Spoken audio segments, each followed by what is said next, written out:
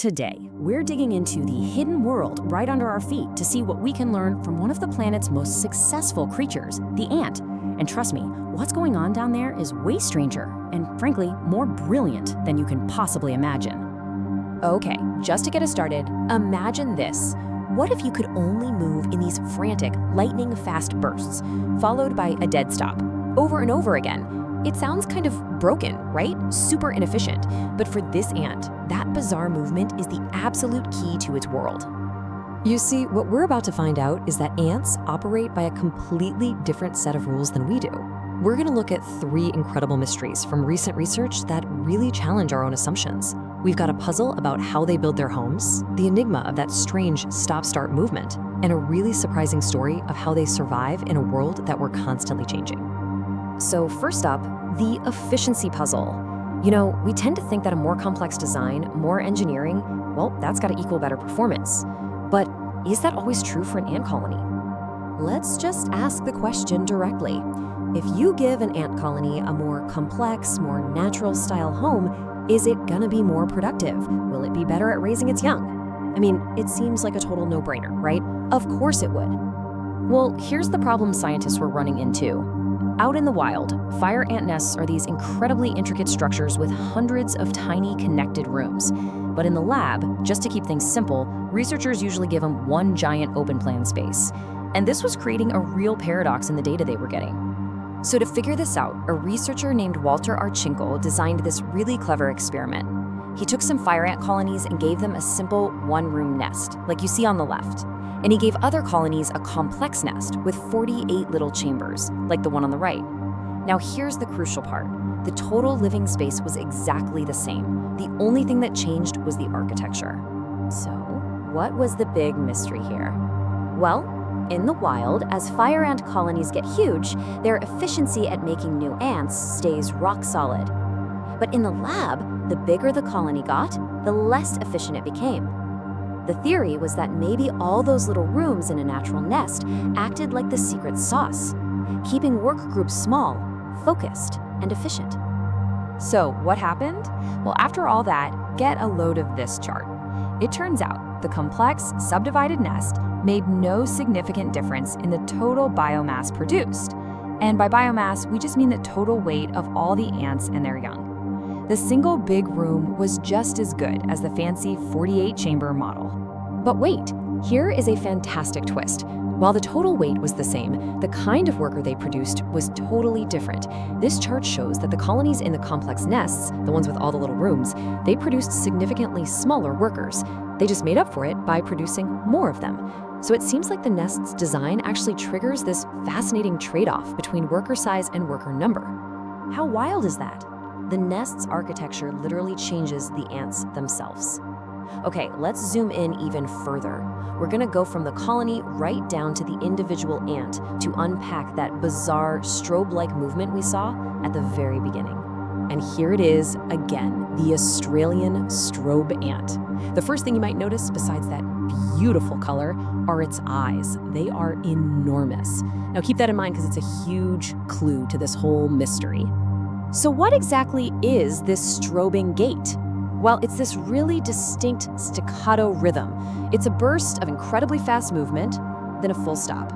Another burst, another stop. It's not a jog, it's not a sprint, it's a whole series of tiny controlled dashes.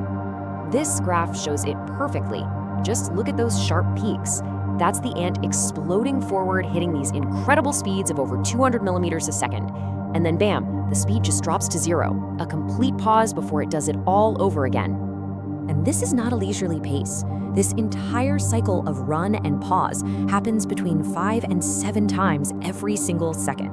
It's so fast it almost looks like a visual glitch, you know, like a missing frame from an old movie, but it's completely intentional.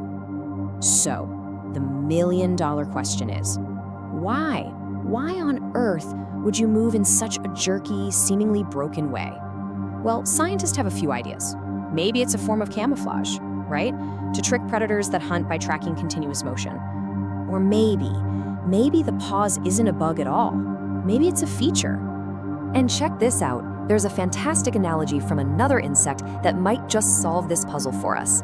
Tiger beetles. They move so blindingly fast that their own movement blurs their vision. They literally outrun their eye's ability to process what's happening. So what do? They have to stop for a split second to get a clear picture and figure out where to go next. The strobe ant, with its giant eyes, is probably doing the exact same thing. Stopping isn't about resting, it's about seeing. Okay, for our last story, we're gonna zoom all the way out. We've seen how ants build our homes and how individual ants move.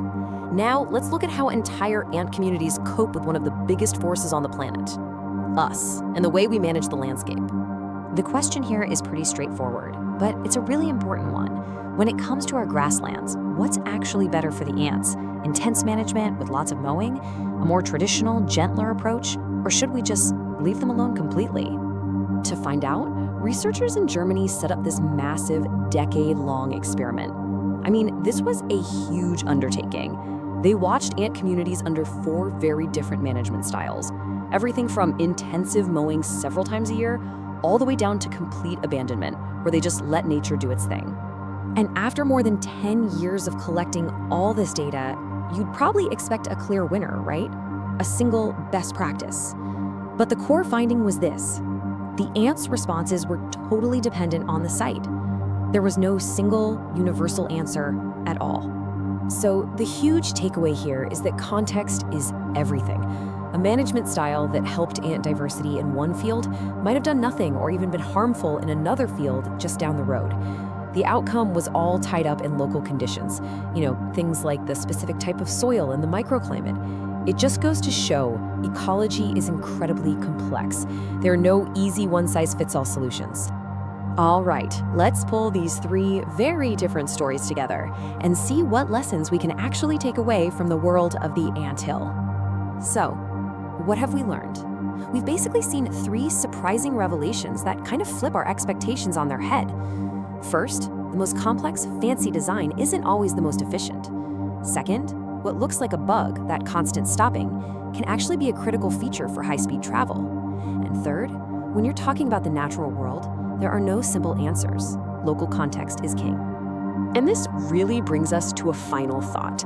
If this much unexpected complexity, and frankly, genius, is hiding in just 3 small windows into the world of ants, it really makes you wonder, what other marvels, what other rules, what other brilliant lessons are we missing every single day, right under our own feet?